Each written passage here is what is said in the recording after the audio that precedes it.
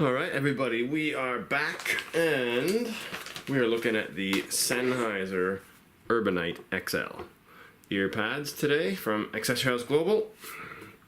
And as you can see, my Urbanites have a little bit of a problem on the side here, but that doesn't mean anything because we're just doing an installation video.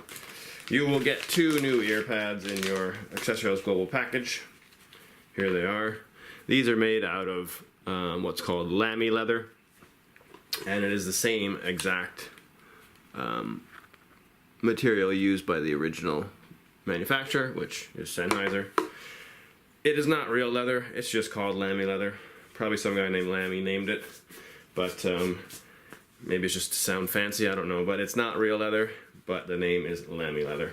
It is quite soft. It doesn't feel like, it feels, you know, it has that velour feel. It's nicer than velour. Installing the ear pads, easy peasy. You're gonna take them off first. So we're looking here. You're looking around the edge. There's a little gap in the edge here, just above this white line. You can see the skirting of the ear pad.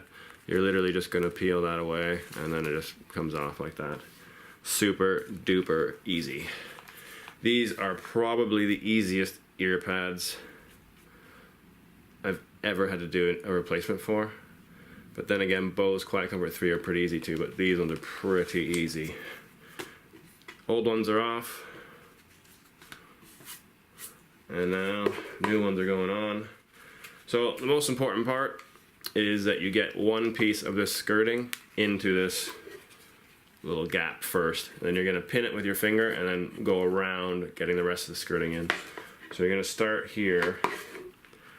Doesn't matter where you stick it into the gap here first. It could be at the top, ideally, because then you can work your way around and finish on the bottom.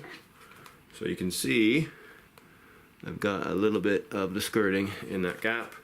I'm gonna pin it with my finger so it doesn't go anywhere, and then I'm just gonna go around.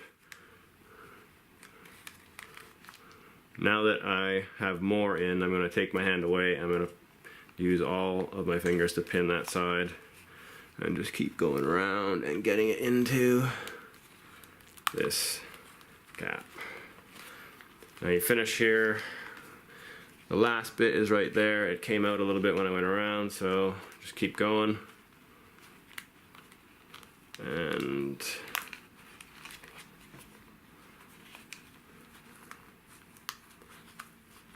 you're just gonna tuck your finger into the underneath part of the ear pad and push up and out to get it into that gap there. So we've got one on. I'm gonna fold that one in, get it out of the way. We'll go on to number 2. So I'm going to put the skirting into the gap first. Whoops.